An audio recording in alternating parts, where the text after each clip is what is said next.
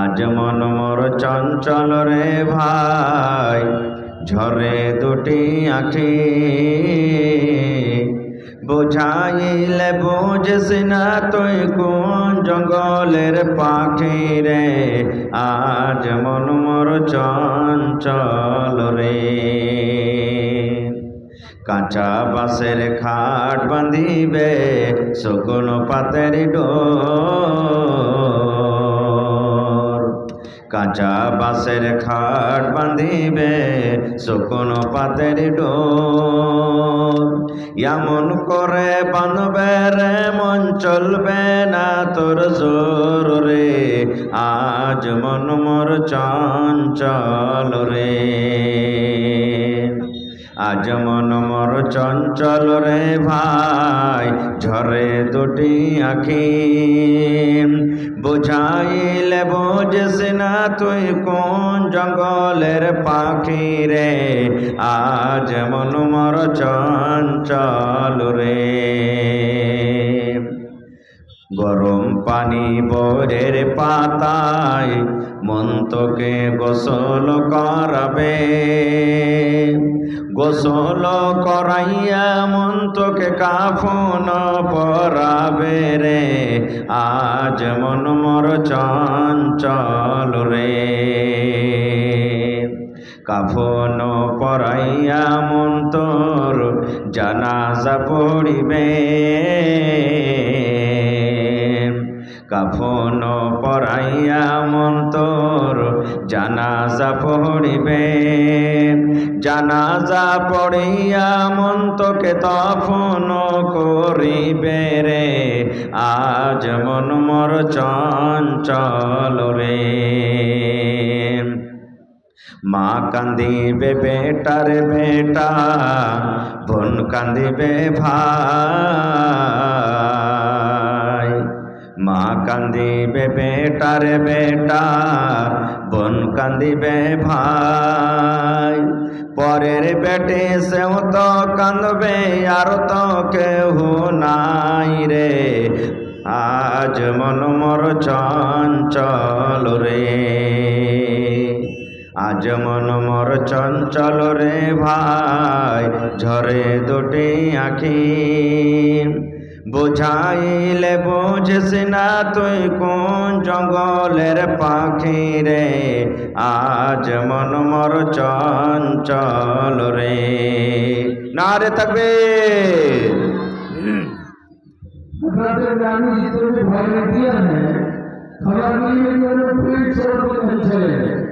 इसलिए अगर मेरी आवाज सुन रहे हो, सोहागनी के जितने बदनाम है, अपने काम में अपने दायित्व में उतर आइए, आप लोग घर बन जाइए। सोहागनी যত ব্যবহার ভলান্টিয়ার আছে, আপনারা ফ্রি ছেড়ে বাড়ি চলে গেছেন, পুতুলের চিন্তা করতে গেছেন, এটা গলত তরিকা। যার যেতে জিম্মেদারি দেওয়া আছে, ওই জিম্মেদারিটা কাম হক আদা করেন, আর ফিরে আছে যার যার জিম্মেদারি দেওয়া আছে ওটার উপর আমল করেন, বুঝলেন?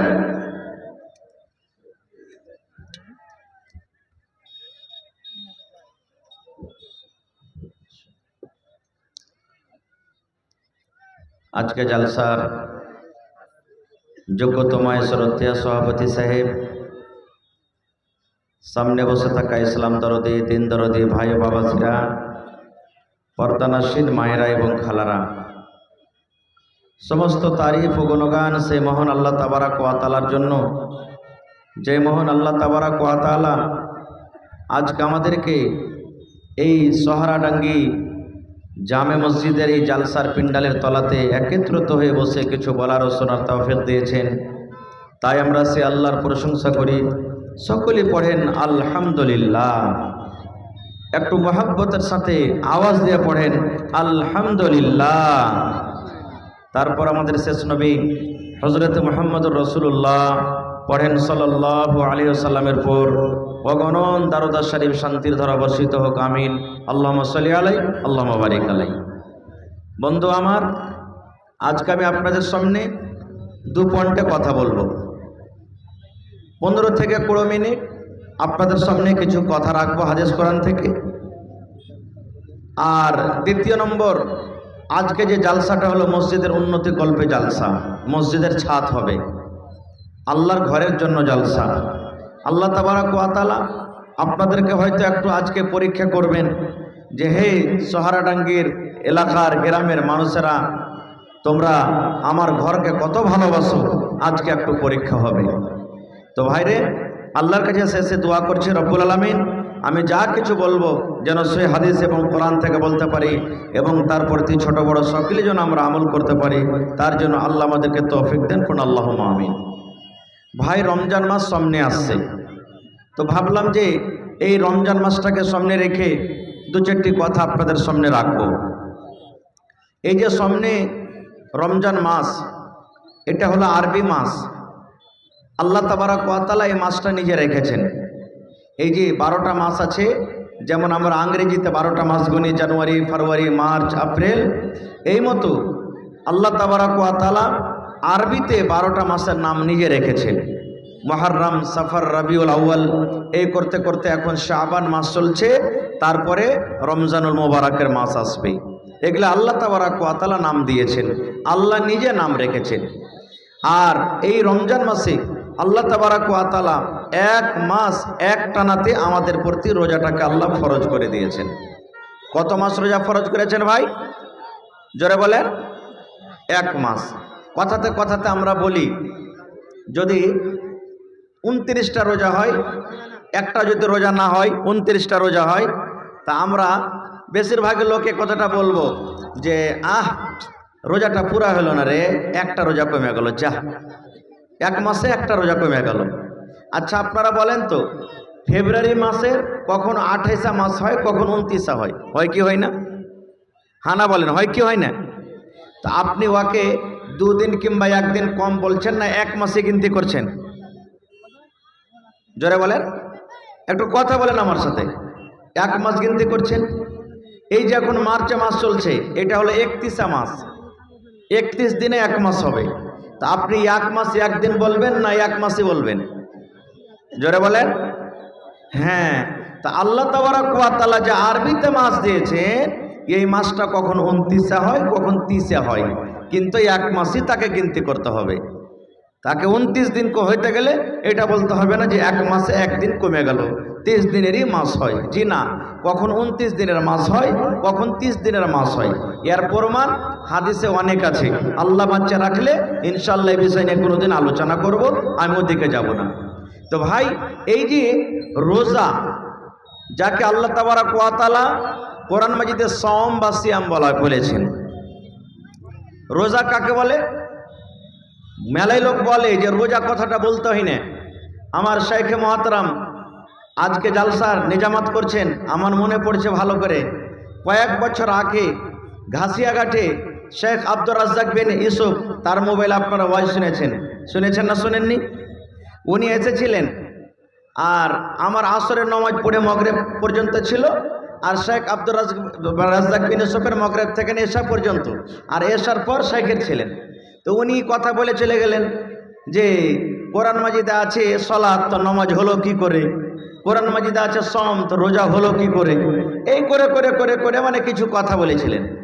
তো শেখ তাকে উত্তর দিয়েছিলেন কি, যে কোরআন মাজিদে আছে আপ, তো বাপ হলো কি করে?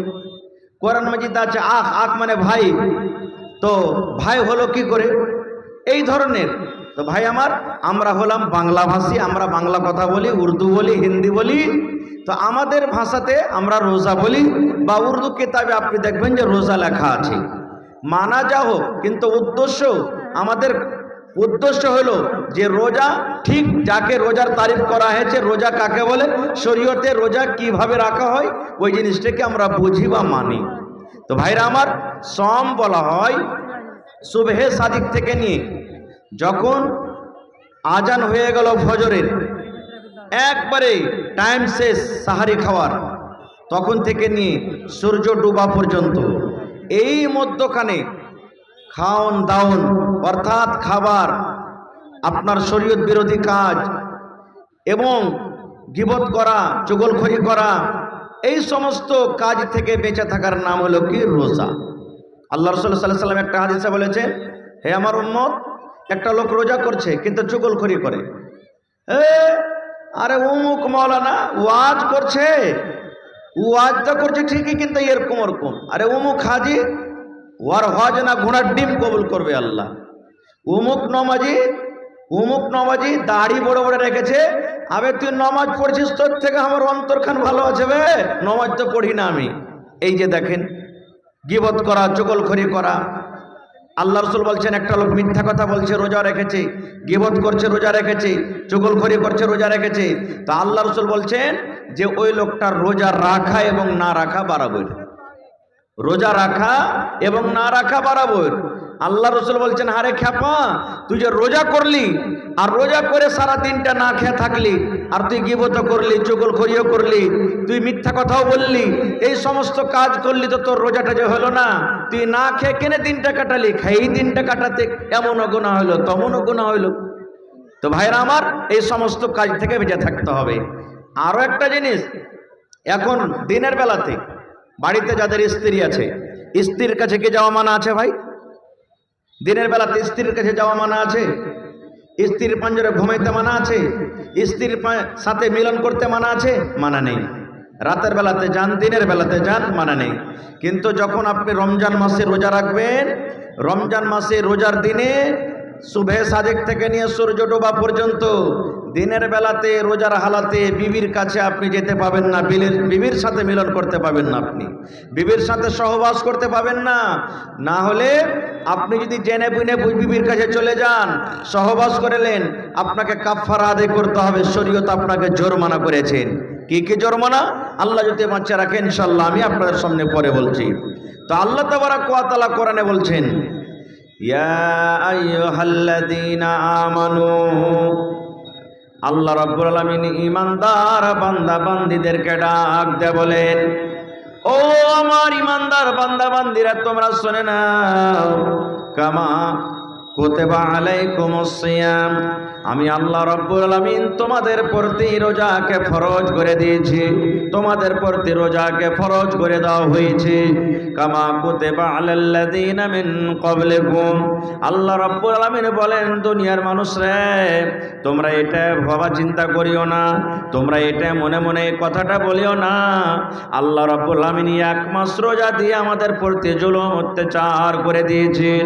কেমন করে এক মাস রোজা রাখবো?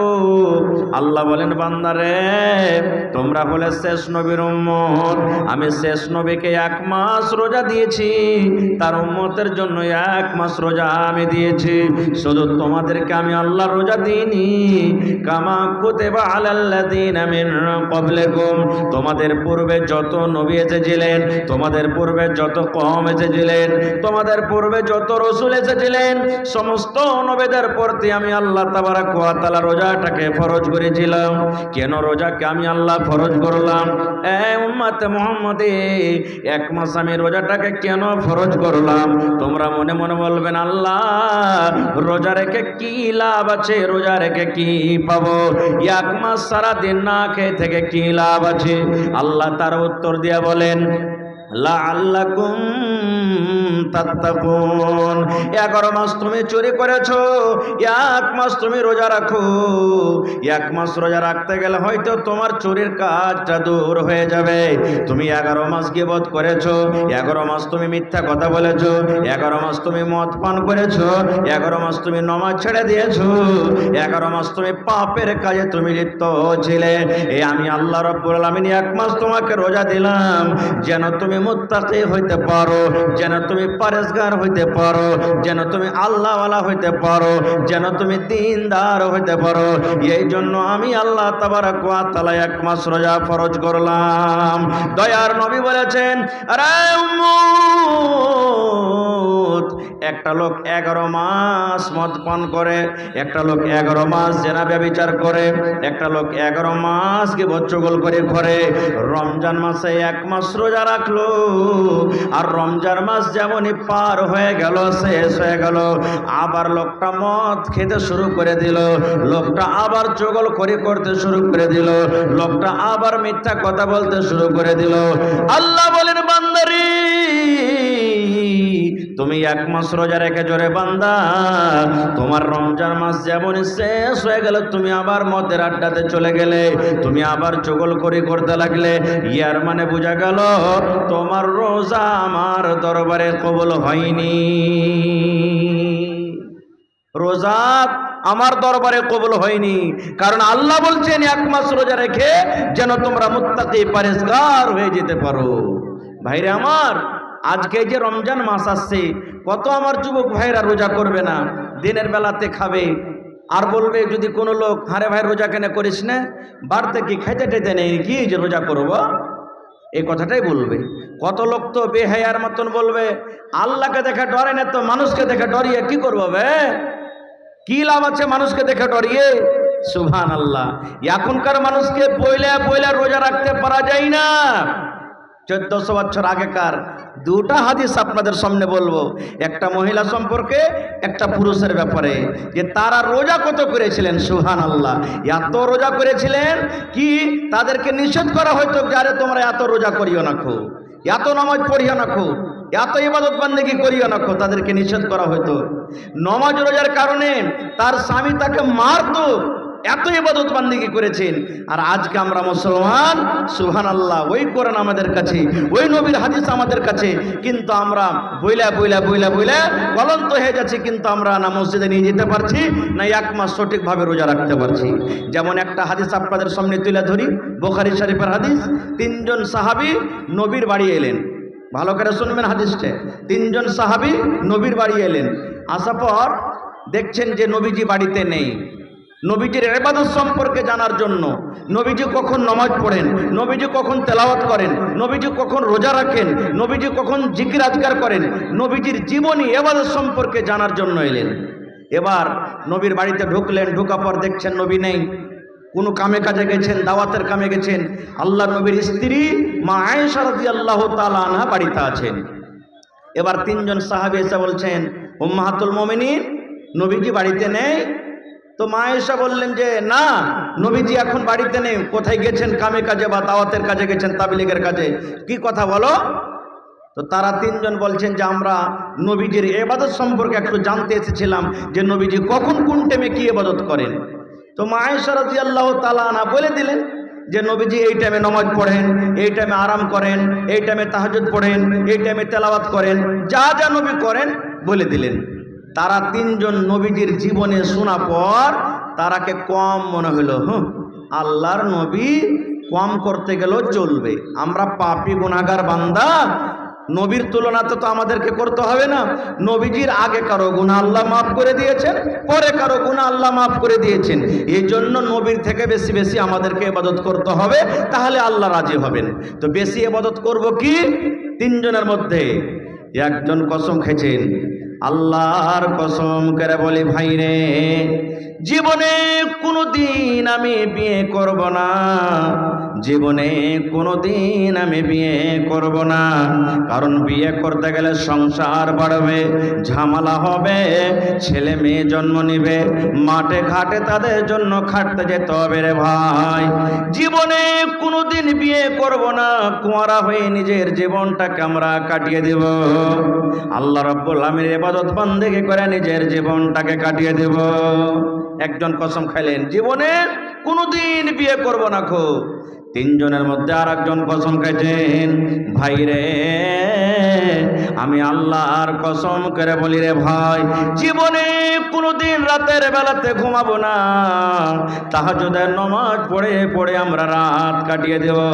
রাতের বেলাতে আরাম করব না, রাতের বেলাতে আমি ঘুমাবো না, তাহাজ্জুদের নামাজ পড়ে জিকির আজকার করে করে করে করে রাতটাকে কাটিয়ে দেব। আর একজন বলছেন, ভাই রে আমি আল্লাহর কসম করে বলি, আমি জীবনে কোনোদিন রোজা ছাড়বো না রে ভাই। রমজান মাসের তো 1 মাস রোজা রাখবো। আর আল্লাহ রাব্বুল আলামিন যে সমস্ত দিনে রোজা রাখতে মানা করেছেন, যেমন ঈদ বকরাইদের দিন রোজা রাখা চলবে না, ঈদের দিন রোজা রাখা চলবে না, বকরাইদের দিন রোজা রাখা চলবে না, আইয়ামে তাশরিক 3 দিন আছে ওগুলো তো রোজা রাখা চলবে না, বছরে 5টা দিন রোজা রাখতে হবে না। সেই সাহাবী বলছেন, ভাইরে আল্লাহর কসম করে বলি আমি জীবনে কোনোদিন রোজা ছাড়বো না, আমি রোজা চালিয়ে যাব, রোজা চালিয়ে যাব। তিনজনের মধ্যে একজন কসম খাইলেন কি জীবনে কোনোদিন বিয়ে করব না, একজন কসম খাইছেন জীবনে কোনোদিন রাতের বেলাতে আমি ঘুমাবো না, আর একজন কসম খেয়ে বলছেন জীবনে কোনোদিন রোজা ছাড়বো না। তিনজন কসম খেয়ে নিলেন তিনটে ইবাদত সম্পর্কে। আর ওরা হাঁটতে শুরু করেছেন নিজের বাড়ির দিকে। ধরেন 10 কদম গেছেন, ইতিমধ্যে নবীজি বাড়ি ঢুকে গেছেন, বাড়ি চলে এসেছেন। আসার পর তখন আয়েশা রাদিয়াল্লাহু তাআলা আনহা আল্লাহ নবীর স্ত্রী তখন বলছেন, নবীজি আর কি আপনি জানেন? বলছে কি হয়েছে? বলছে ওই যে তিনজন দেখেন আপনার ইবাদত সম্পর্কে জানতে এসেছিল, আপনার ইবাদত সম্পর্কে ওদেরকে জানালাম, তো অল্প কম মনে করে তারা তিনজন আপোসের মধ্যে একজন বলছে জীবনে কোনোদিন রাইতে ঘুমাবো না, তাহাজ্জুদের নামাজ পড়ে রাত কাটাবো, নফল নামাজ পড়ে রাত কাটাবো। একজন কসম খেয়ে বলছে জীবনে কোনোদিন বিয়ে করবো না, বিয়ে করতে গেলে সংসার বাড়বে, ঝামেলা লাগবে। আর একজন কসম খেয়ে বলছে আমি কোনোদিন রোজাই ছাড়বো না, সারা জীবন রোজা চালিয়ে যাব। তিনজন কসম খেয়ে सामने इस कोने को मदरसा की लगा के लॉक कर दिया है। पिंडा के सामने से गाड़ी हटाइए, अब लॉक करो। अगर इतनी कॉन्फ्लिक्ट में बच्चा हरा गया है, अगर किसी को मिले तो स्टेज पर जाए। তো তিনজন কসম খেললেন। তো রসুল বললেন যে ঠিকই না? তো হ্যাঁ। এবার নবীজি তাদেরকে ডাকলেন, এই আমার সাহাবীরা শুনো তোমরা এখানে। তারা পাঞ্জরে এলেন। আসার পর রসুল বলছেন যে তোমরা নাকি তিনজন এরকম এরকম কথা বলেছো? তারা বলছেন জি হুজুর এরকম তো আমরা কথা বলেছি। রে আমার ভাইয়েরা শুনেন, মায়েরা খালারা শুনেন, দয়ার নবী বললেন সাহাবীরি তোমরা বলছো জীবনে কোনোদিন রোজা রাখবো না, রোজা ছাড়বো না। আমি নবীজি মাঝে মাঝে রোজা রাখি আর মাঝে মাঝে আমি রোজাকে ছেড়ে দিই। তোমরা বলো জীবনে কোনোদিন রাতের বেলাতে ঘুমাবো না। রে সাহাবী আমি নবী রাতের বেলাতে ঘুমাই, আর রাতের বেলাতে ওঠার পর আমি ঘুমের পর রাতের বেলাতে আমি তাহাজ্জুদের নামাজ পড়ে। আরে আমার সাহাবী শুনে নাও, তোমরা কসম খেয়েছো জীবনে কোনোদিন বিয়ে করব না। আমি নবী দেখো রে আমার 11টা স্ত্রী বাড়িতে, আমি 11টা নারীকে আমি বিয়ে করেছি। আমার সাহাবী শুনে নাও, ফামান রাযিবা আন সুন্নতি ফালাইসা মিন্নি।